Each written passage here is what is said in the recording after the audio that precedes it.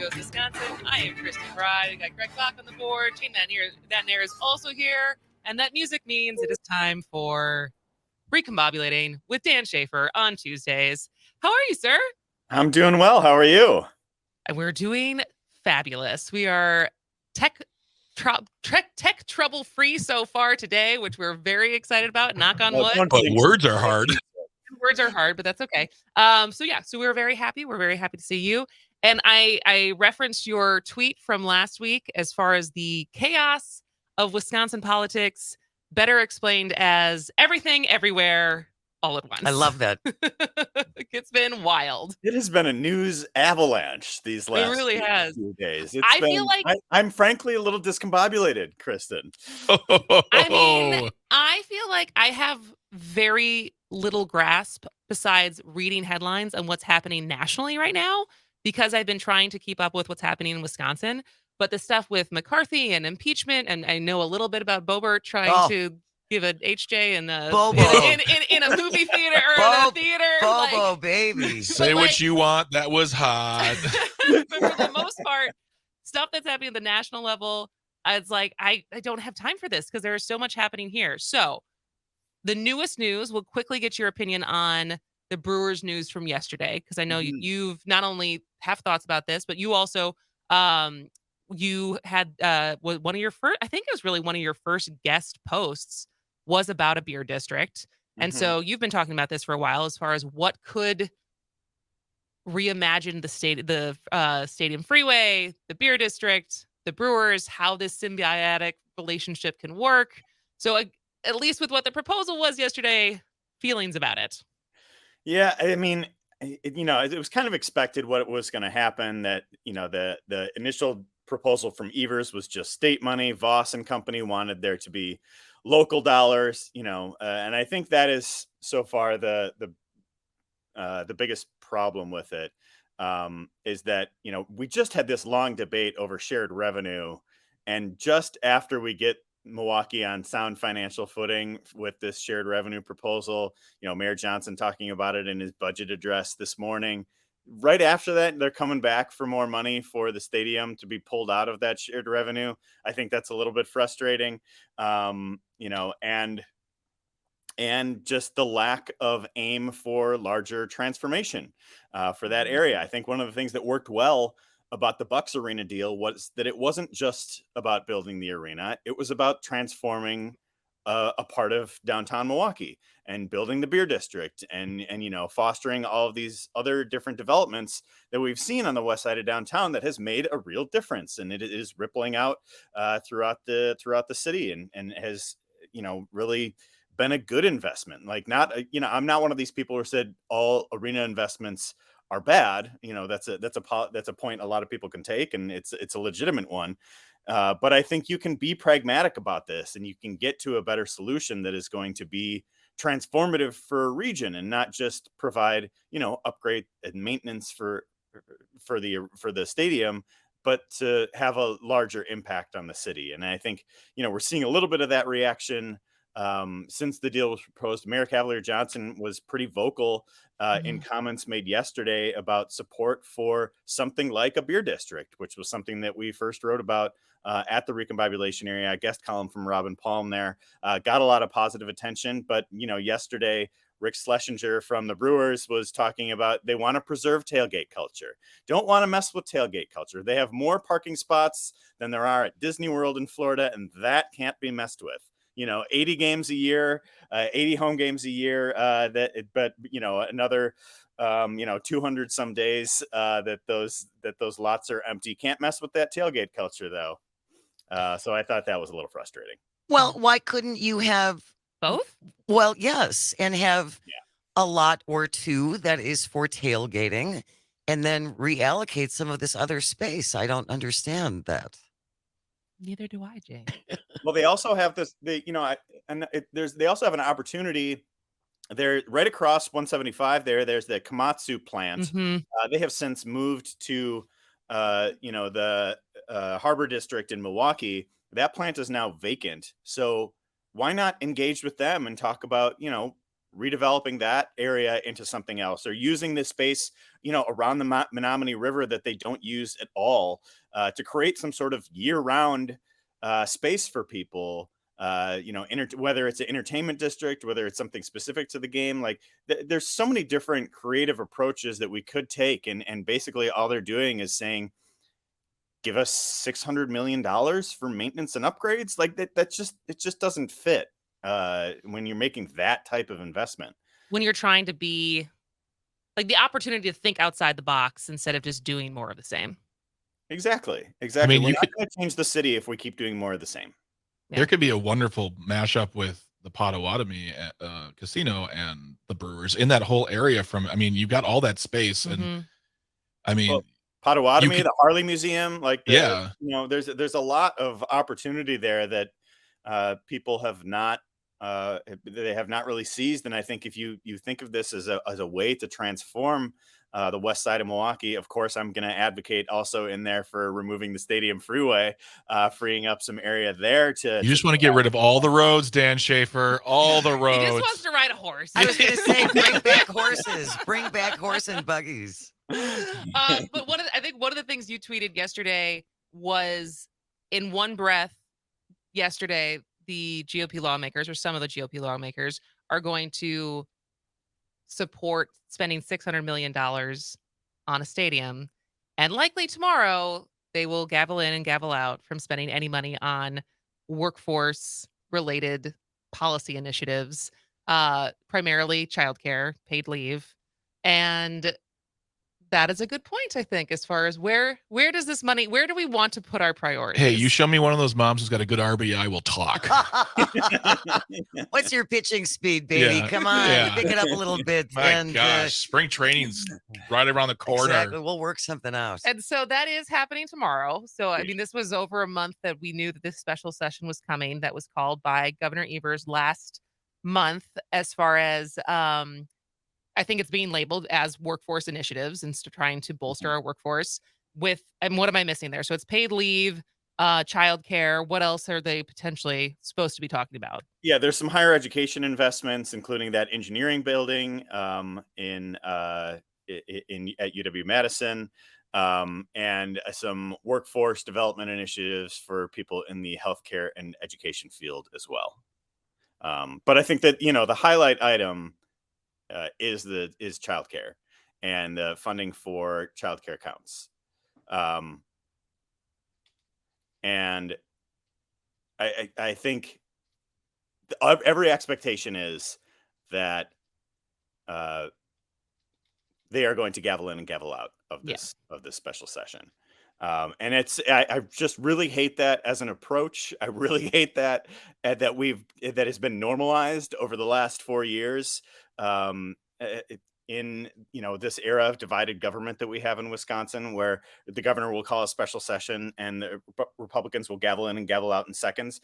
That's not what we want as Wisconsinites. We want people to come and engage on the issues. And I think this is such a big topic.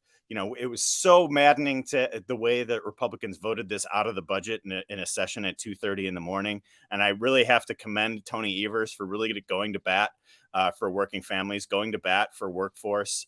And it's just so frustrating that the inevitable brick wall that they're going to be running into is going to be the gavel in and gavel out. If you want to make a difference for Wisconsinites, just have the conversation. If you don't want to fund childcare this way, make your argument. It's not, there are reasonable arguments to be made to not fund things.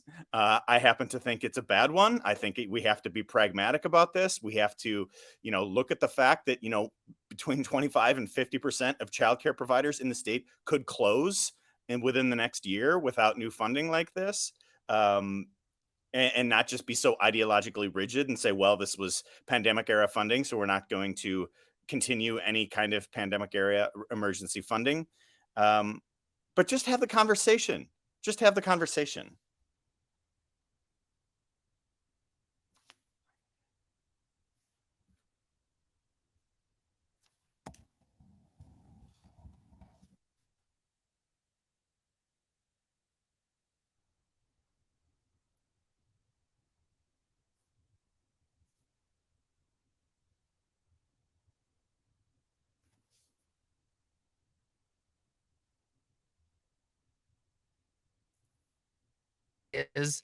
represents a conservative organization, and the argument for being what is the political move of why this, why do they continue to do this? Why won't they just have the argument? I don't know if you'll have an answer, but I feel like the opportunity to at least hear a rationale from someone who is not on the same aisle as all of us, it will be interesting. But I think I agree with you, Dan, and I think most people, and we asked this question last week, and I would love to, as we talk about everything that's been happening in the last week, Dan, when the rushed proposal for maps came out last week, and there was the political spin of it. I was like, oh, this is Iowa style. But there was like one glaring piece where it's like, well, but we can still amend it however we want. But there were amendments, and that I feel like has gotten less press and been less talked about, of what amendments were passed last Thursday night going into what the bill looks like now. It's still not perfect. There are some improvements. There may be some signs of negotiation. When we talk about Wisconsin government, I asked this question last week. Like, what do you think it's going to take as far as like whoever is going to be the bigger person? Like, I asked the question as far as was it the right move for Governor Evers just to immediately say no and not at least have the conversation with Robin Voss? Granted, how much trust has been broken, but at least even call his bluff to be like, all right, how serious are you? Like, where do you think we're at as far as where, like, how we stop playing these games because no one trusts each other when it comes to our government? That's a tough question. I think it's going to take more than just one special session or one, redistricting proposal or anything Yeah. like that. I think it's going to, there's been such a long-term breakdown in trust in state government. I think so much of that comes back to Assembly Speaker Robin Voss and the approach that he's taken as the longest serving assembly speaker in our state's history. And I think people will see the proposals that he brings forth, and there's always another shoe to drop every time he brings something forward. And I wrote about this last week at the Recombobulation area, where it was this Iowa style redistricting proposal that very carefully omitted very key portions of the Iowa model, and had a bipartisan response from people in Iowa saying this is not the Iowa model. Yeah. So I think it's examples like that that continue to lead to that breakdown in trust. And it's just like, maybe if he would have introduced the exact bill that Tony Evers introduced in 2021 on nonpartisan redistricting, now we're getting somewhere. Right? Like that's what was negotiated over years with Fair Maps advocates and trying to get people from both sides of the aisle engaged in nonpartisan redistricting. And there have been examples. There was another bill that didn't get a public hearing in the last session from Deb Andraka and Senator Jeff Smith. Bring back that bill. Have a public hearing on that. Rushing this through with no public hearing, with this Swiss cheese proposal that, idiots like me can poke holes in so easily is not the solution. And me and my little videos can break it down. So Oh, burn. Nice. Although I did see, as a follow up to that, I'm referencing Rick Essenberg calling my videos, Little. quaint. Yeah. He did also go after Craig Gilbert, and Craig Gilbert also, who's one of the most objective, veteran political reporters in Wisconsin, saying the maps are rigged. And Rick Essenberg said, well, actually. All right, we got to take a break. Dan Shafer will still be here when we come back. This is As Goes Wisconsin. Yeah. Get up.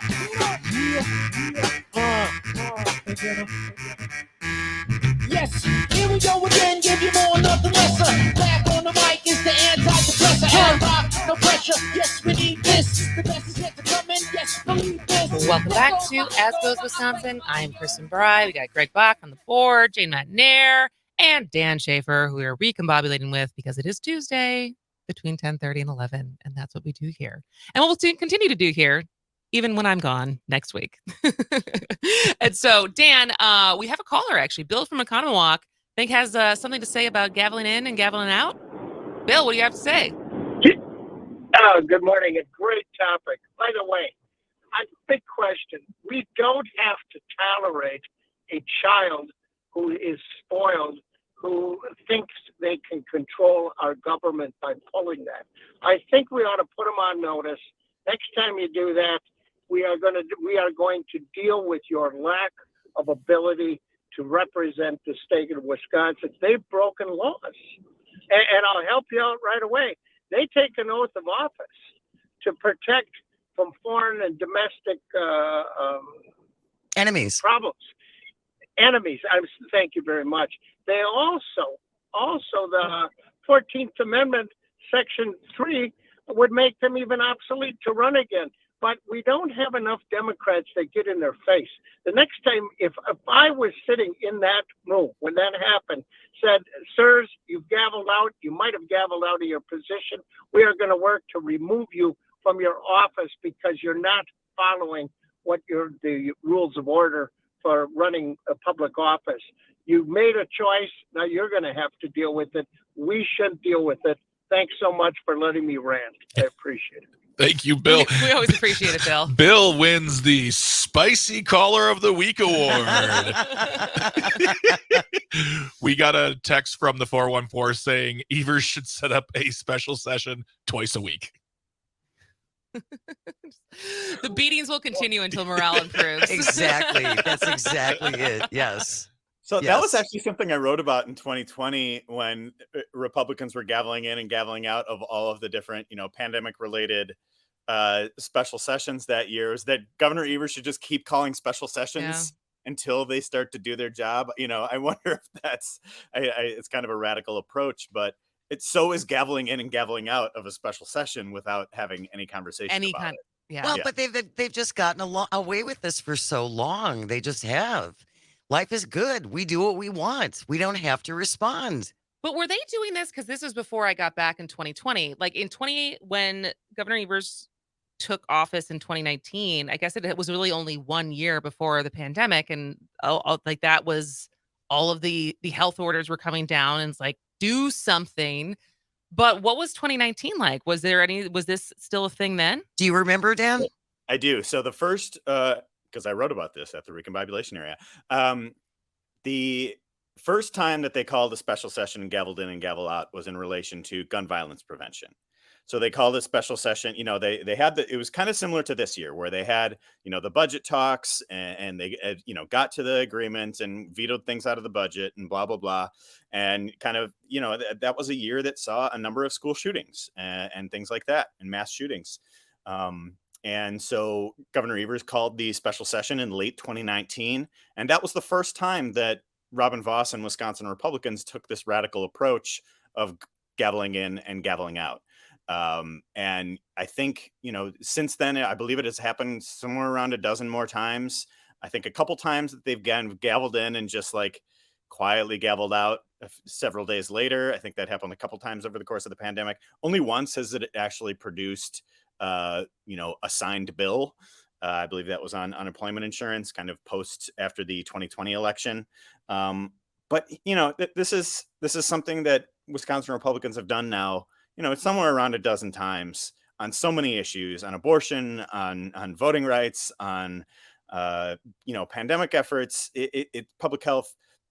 It's such a frustrating approach. I think this type of approach that we're seeing from Wisconsin Republicans is why they continue to lose in statewide elections. I don't know if there's any polling out there on these gavel in, gavel outs. I get the sense that people hate them. The Wisconsinites just want to see their leaders have the conversation. If you disagree, fine. We can disagree without being disagreeable, but have the conversation. These are really important issues. We talked when they had the 2:30 a.m. session on childcare. They didn't really say anything about why they were voting childcare counts out.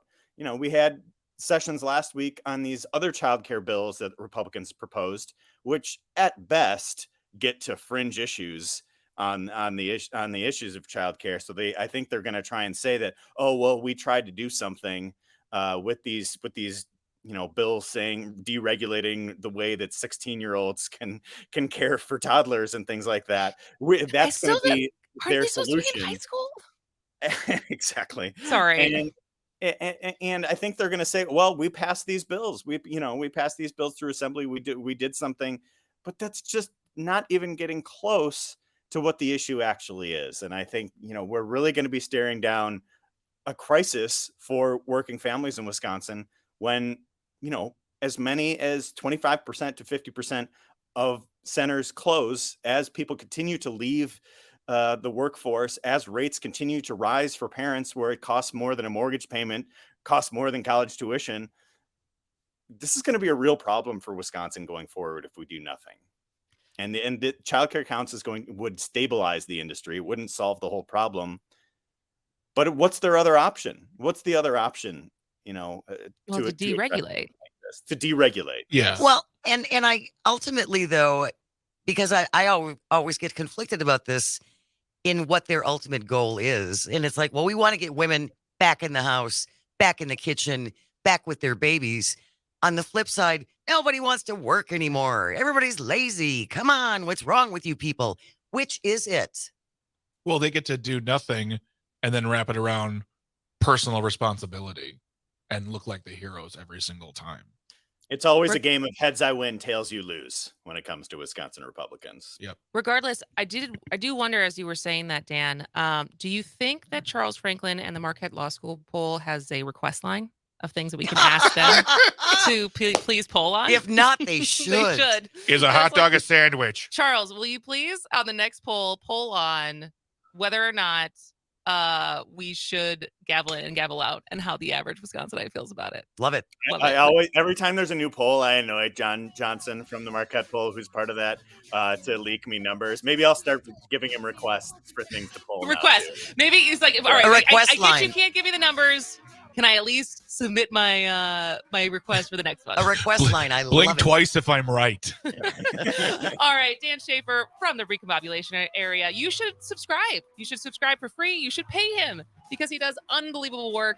Go check out the Recombobulation area. Dan Shafer will be back even when I'm not next week. Thanks as always, buddy. Thank you, Kristen. Have a great day. Take care. When we come back, have you lost friends from having kids? Have you lost friends when your friends had kids? We're going to talk about it on the other side of the break. Stick around for the top of the hour news. This is As Goes Wisconsin.